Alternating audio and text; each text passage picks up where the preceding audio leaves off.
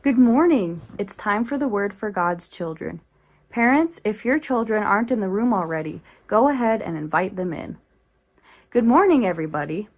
What do you think of my new sunglasses?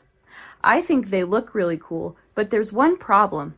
They're so dark that they obstruct my vision, and sometimes I can't see things that are right in front of me.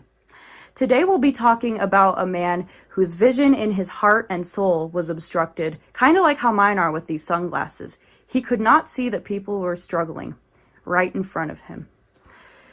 The rich man could see physically enough to feast and have lots of food to eat and enjoy a wealthy life, but he could not see spiritually. The eyes of his heart were darkened.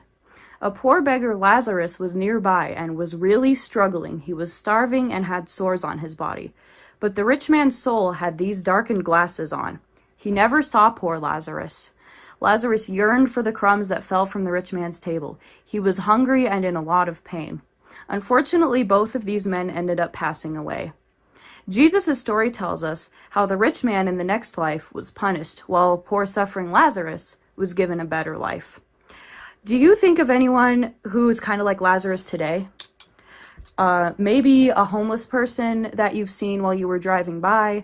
Maybe a kid in your school who's a little different than everyone else and might get picked on. There's a bumper sticker that I saw the other day that reads, "Start seeing motorcycles." It's a good reminder for people who drive cars, trucks, and buses to beware of smaller vehicles like motorcycles. Start seeing people like Lazarus means to really see with one's heart. This means to acknowledge the poor, the crippled, the oppressed, the blind, anybody who does not have the same privileges that we do, and begin to care for them. Will you pray with me? Dear God, help us to start seeing Lazarus and start seeing people like Lazarus so that we can care for them. Amen.